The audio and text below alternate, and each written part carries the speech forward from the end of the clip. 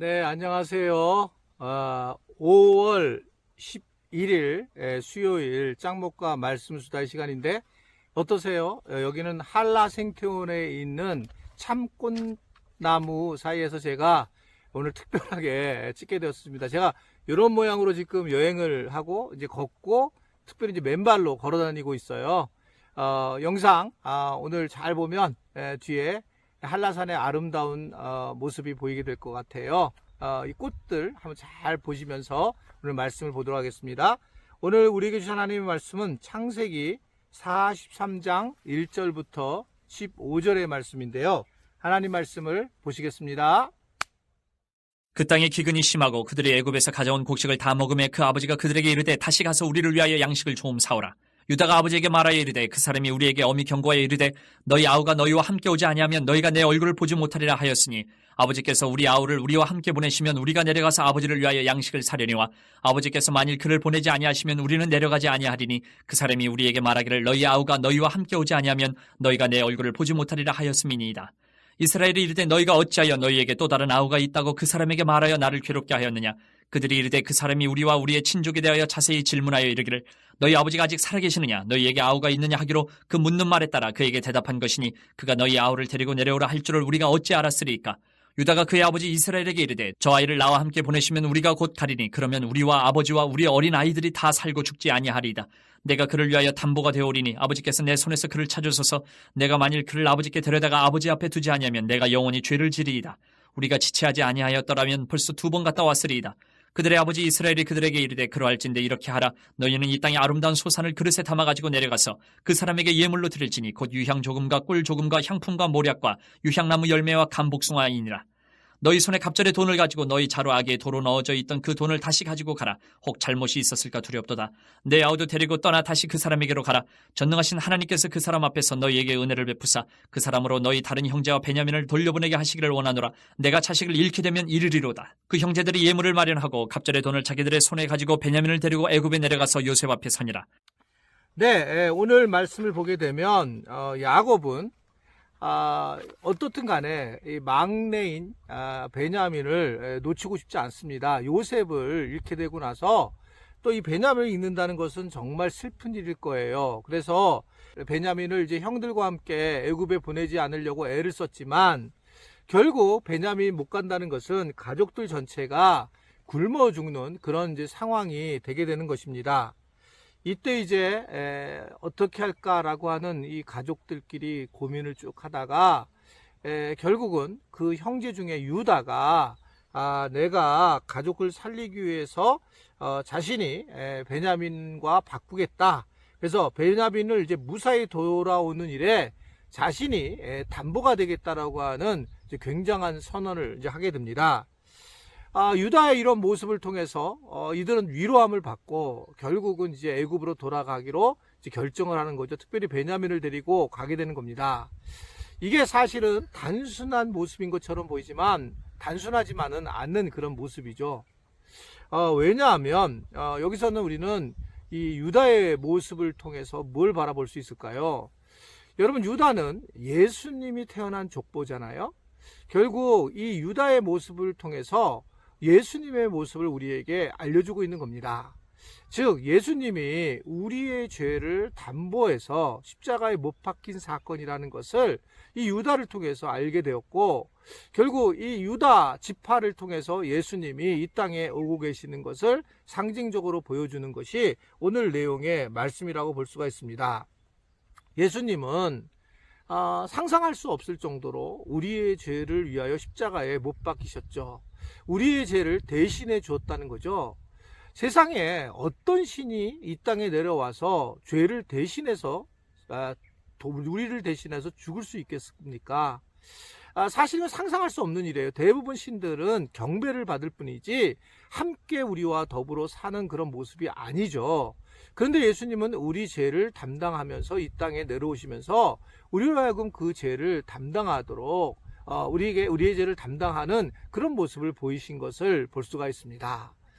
이것은 우리도 이 세상에서 우리가 그냥 나를 위해서만 살 것이 아니라 예수님처럼 아멘이라면, 만약에 예수님이 내 죄를 위해서 십자가에 달려 돌아가신 것을 믿는다면 우리도 당연하게 다른 사람을 위해서 뭔가 대가를 지불하고 사는 것이 이제 우리의 모습이다. 우리의 삶이 되어야 된다라고 하는 것을 생각한다는 거죠. 지금까지 이제 많은 교회들, 한국 교회들이 뭐 우리 교회도 거기 포함되어 있겠지만 가르쳐 준 것은 복음에 대한 것뿐입니다. 즉 예수님이 우리를 위하여 십자가에 달려 돌아가셨다. 그래서 아멘 여기서 끝났단 말이에요. 그리고 나서 자기는 그냥 그걸 믿고 살아가는 거예요. 자기는 그 다음 단계를 밟지 않는 겁니다. 자신은 자기 십자가를 짊어지고 예수님처럼 다른 사람들에게 생활선교사로 살아가야 되는데 그렇지 못하고 살아간다는 거죠. 이게 맹점이라고 저는 보여져요. 그래서 기독교가 이기적인 기독교, 거만한 교만한 기독교라는 소리를 듣는 겁니다.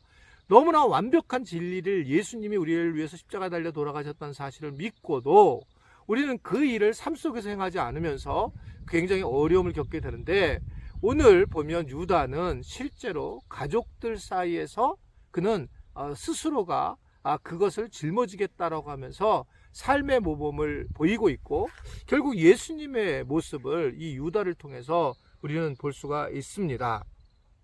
사실은 제가 이제 이렇게 그 안식월에 와가지고 이게 말씀수다 영상을 찍게 되었는데 이걸 이제 하면서 여러 가지 미안한 마음이 많이 있어요. 이게 진짜 뭐 우리 지체들이나 우리 또 주변에 있는 동료들은 목사님들도 아무도 잘 못하는 건데 이 일을 하게 되면서 미안함도 많이 있었지만 이제 몸도 좀 힘들고 또 제가 그 다음에 보니까 이 영혼 자체도 굉장히 어려울 거라고 하는 옛날하고 다르게 이제 느낌도 받고 그러면서 이제 이 일을 택했는데 감사한 것은 이제 우리 교인들도 저를 사랑해주고 격려하고 많은 이제 기도를 해주시는 것도 그렇지만 정말 예상치 못한 분들이 저한테 이렇게 용돈을 하고 식사를 하라고 보내주는 거예요. 우리 교회 교인이 아닌 분들이요. 제가 뭐 우리 큰 교회잖아요. 그래도요. 그런데 그 놀랍게 그렇게 하신 걸 보면서 이게 정말 하나님께서 이 일을 원하셨고 함께 해주셨구나. 그리고 그러한 분들 통해서 굉장한 제 개인적으로 힘을 얻게 되는 겁니다. 이게 어떻게 보면 다른 사람에게 영향력을 미치고 그리고 나눔을 하는 삶이 결국은 예수님이 원하는 삶이고 예수님이 십자가에 달려 돌아가시면서 나를 대속하신 그 사건을 우리도 이 땅에서 해야 되는 부분이 아닌가라고 하는 생각을 하게 됩니다. 결국 이 유다 때문에 야곱은 이제 베냐민을 보내게 되고 거기서 이제 야곱의 어떤 신앙의 모습이 오늘 본문에 나오죠. 오늘 말씀을 보면 이제 이 야곱이 이야기하는 겁니다. 보내고 난 다음에 하나님 앞에 이야기하는 장면이 14절에 나와요.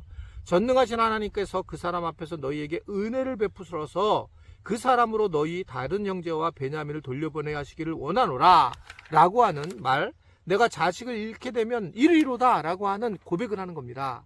이럴 때의 이 야곱의 신앙의 모습을 요셉의 아버지 야곱의 신앙의 모습을 우리가 볼 수 있는데 사실은 내가 베냐민을 지키려고 해도 지켜지지 않아요.